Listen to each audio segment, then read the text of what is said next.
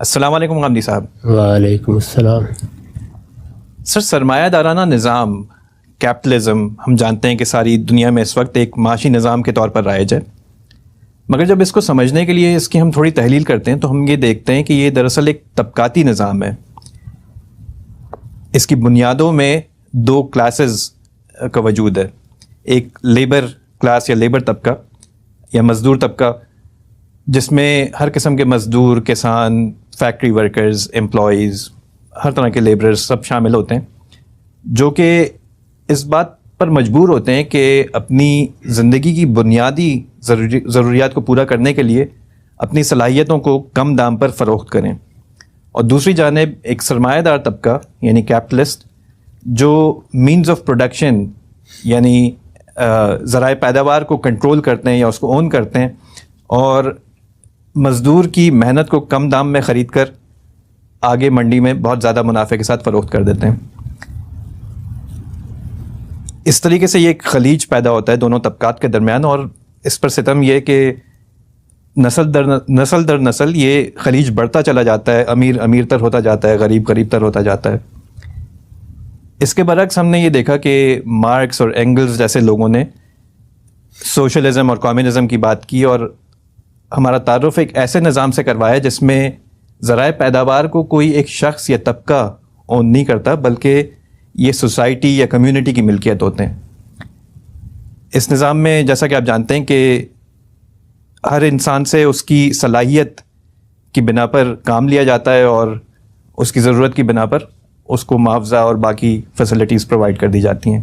تو بظاہر یوں لگتا ہے کہ یہ ایک بڑا عدل پسند نظام ہے، اور چونکہ ہمارا دین بھی عدل کی بات کرتا ہے، انصاف کی بات کرتا ہے، کوئی گورا ہو یا کالا، مرد ہو یا عورت، کسی بھی طبقے سے، کسی بھی خطے سے تعلق رکھتا ہو، کوئی زبان بولتا ہو، اللہ تعالیٰ ہم سب کو آدم اور حوا کی اولاد قرار دیتے ہیں اور ہمارے ساتھ ہمارے اعمال کی بنا پر معاملہ کرتے ہیں.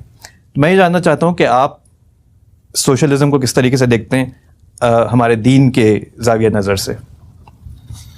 یہ مختصر سوالات کی نشست ہے، اس لیے اس میں کوئی بڑی تفصیلی گفتگو نہیں کی جا سکتی. موٹی موٹی چند باتیں میں عرض کر دیتا ہوں. ایک تو یہ سمجھ لیجئے کہ اس دنیا میں سماجی، سیاسی اور معاشی تدابیر جب بھی اختیار کی جائیں گی، ان میں پہلا سوال یہ ہوگا کہ کیا وہ انسانی فطرت کے مطابق ہے. انسانی فطرت ایک وجودی حقیقت ہے. جی، یعنی وجودی حقیقت کا مطلب یہ ہے کہ نہ ہم نے یہ دریافت کی ہے، نہ یہ نثر و استدلال سے سمجھی ہے. یہ تو ایک واقعہ ہے. بالکل. یعنی میں جیسا ہوں آپ جس طرح کے ہیں ایسے ہیں. تو انسانی فطرت سے کوئی چیز اگر ہم آہنگ نہیں ہے تو وہ بہت اچھی ہوگی اور بڑی متاثر کن ہوگی، لیکن وہ چلے گی نہیں. یہی دنیا کا تجربہ ہے. خود اللہ تعالیٰ نے اپنے دین کے بارے میں بھی اس کو معیار کے طور پر پیش کیا اور یہ کہا ہے کہ یہ دین انسانی فطرت پر مبنی ہے. فطرت اللہ التی فطر الناس علیہا. فطرت جس طریقے سے دین کے مبادی رکھتی ہے، اگر دین اس سے ہم آہنگ نہ ہو تو وہ دین نہیں بنتا. اور اگر اسے بنانے کی صحیح کی جائے تو انسانی فطرت جلد یا بدیر اس کو اگل دیتی ہے. جیسے دیو مالاؤں پر، مشرکانہ تصورات پر جو دین بنایا گیا وہ ایسے ہی بےمانی ہو کے رہ گیا. جی. اسی طرح کی صورتحال سیاست اور معیشت میں ہے. تو انسان، اس میں تو شبہ نہیں کہ سب آدم و حوا کی اولاد ہے، لیکن انسانوں کے مابین اللہ تعالیٰ نے صلاحیتوں کے لحاظ سے، افتاد طبع کے لحاظ سے، مزاج کے لحاظ سے، کام کرنے کی اہلیت کے لحاظ سے، کام کرنے کے شوق کے لحاظ سے، چیزوں کو ہدف بنا کر سرگرم ہونے کے لحاظ سے، غرض یہ کہ ہزار اعتبارات سے ہزار فرق پیدا کر دیے ہیں. بالکل.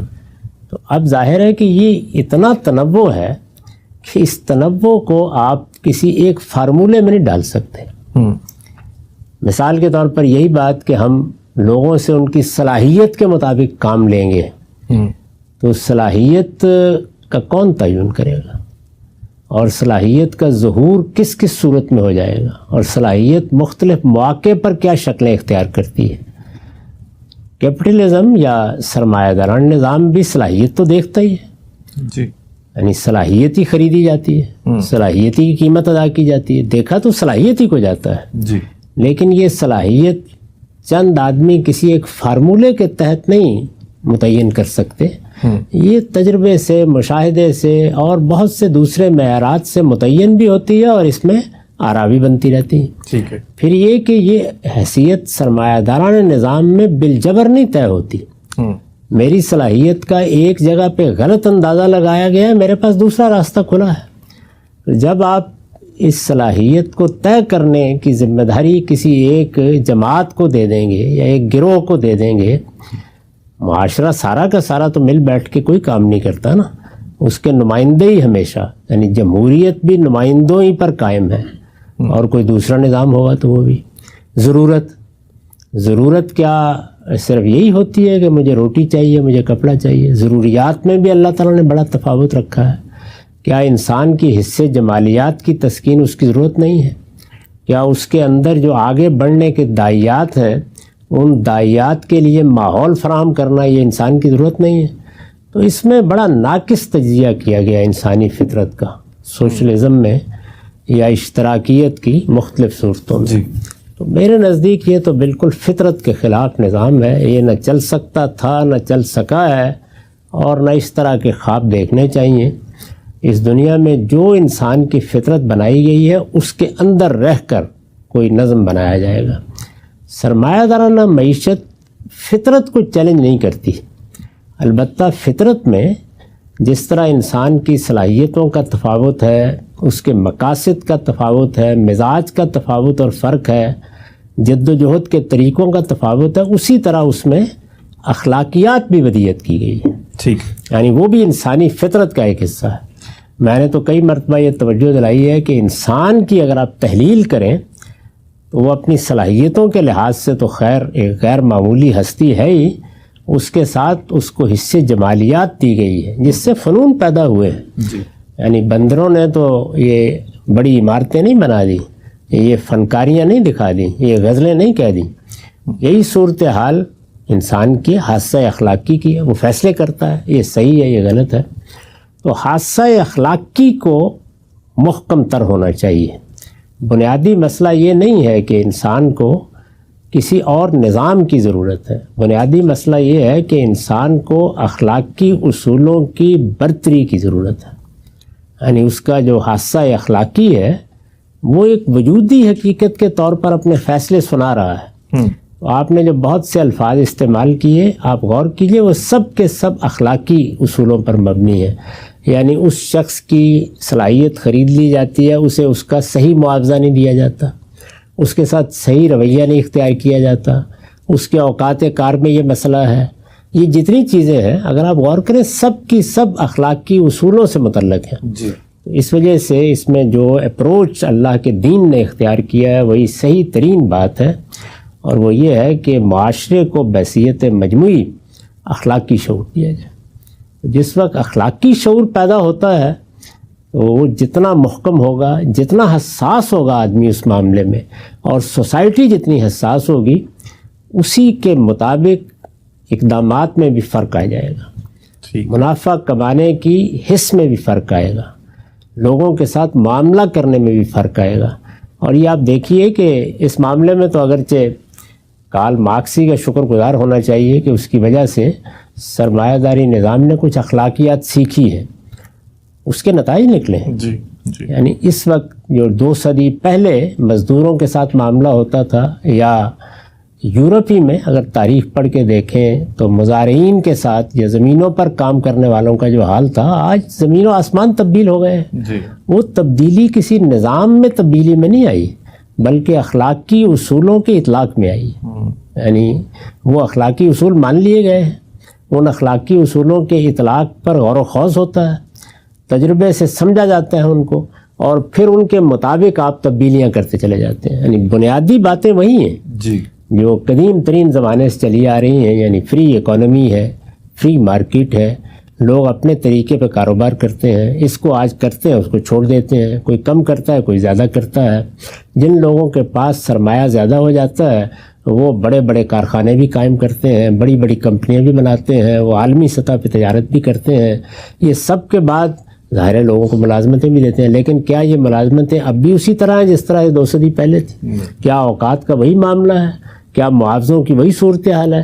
تو بہت کچھ بہتری ہو گئی۔ اگر آپ غور کر کے دیکھیں تو ایک لائن ہے جو بہتری پیدا کر رہی ہے، وہ ہے حادثہ اخلاقی کے فتوے، یعنی وہ دیتا چلا جاتا ہے، جتنا انسان قبول کرتا ہے اتنا زیادہ وہ قریب۔ رسول اللہ صلی اللہ علیہ وسلم نے بھی اپنے زمانے میں یہی کیا، کسی چیز کو نہیں چھیڑا، قبائلی معاشرت کو نہیں چھیڑا، قبائلی سماج کو نہیں چھیڑا، اس وقت کی جو سیاسی اقدار تھیں ان کو نہیں چھیڑا، جو نظم بنا ہوا تھا اس میں کسی قسم کا کوئی تغیر نہیں کیا، اس دنیا کو جو آپ کو ملی اسی سے آگے لے کے، لیکن جس چیز کو ہدف بنا دیا وہ کیا تھا؟ وہ اخلاقی اصول، یعنی خواہ وہ غلامی تھی اس پر اطلاق کیا ان کا، اس شدت سے کیا کہ ان کو اٹھا کے کہیں سے کہیں پہنچا دیا۔ اسی طرح کا معاملہ زمینوں کے ساتھ دوسری چیزوں کے ساتھ کیا۔ تو میرے نزدیک صحیح بات یہ ہے کہ سرمایہ داری نظام ہی انسانی فطرت کے مطابق ہے، یہی چلے گا قیامت تک۔ آپ اس جگہ کوئی دوسری چیز نہیں لا سکتے، البتہ یہ بے رحم ہو جاتا ہے اور ظالم ہو جاتا ہے، اور اسی طرح ہوتا ہے جس طرح کہ انسان اخلاقی اصولوں سے گریز کرے تو گھر میں بھی ہو جاتا ہے۔ جی، اصل چیز اخلاقی اصولوں کی تبلیغ، اخلاقی اصولوں کی برتری، ان اخلاقی اصولوں کا تفوق، اور اگر وہ مذہبی قوت کے ساتھ ہو تو کیا کہنے، اس تک نوبت پہنچ جاتی ہے۔ یہ بات البتہ خود اللہ کی کتاب نے بھی کہہ دی ہے کہ جو قومی املاک ہیں وہ نجی ملکیت میں نہیں دینی چاہیے، ٹھیک، یہ بات کہہ دی ہے، اور قومی املاک میں سب سے بڑی چیز زمین اور اس کے خزائن ہیں۔ یہ بات ٹھیک ہے، بالکل اس کا اطلاق ضرور کرنا چاہیے، لیکن اس کے اطلاق کا بندوبست کیا ہوگا؟ وہ بندوبست وہی ہوگا جو سرمایہ دارانہ معیشت میں کیا جاتا ہے، وہ نہیں ہو سکتا جس کا خواب کارل مارکس اور ان لوگوں نے دیکھا۔ ٹھیک ہے سر، بہت شکریہ، آپ نے بہت اچھی طریقے سے اپنی بات کو واضح کیا۔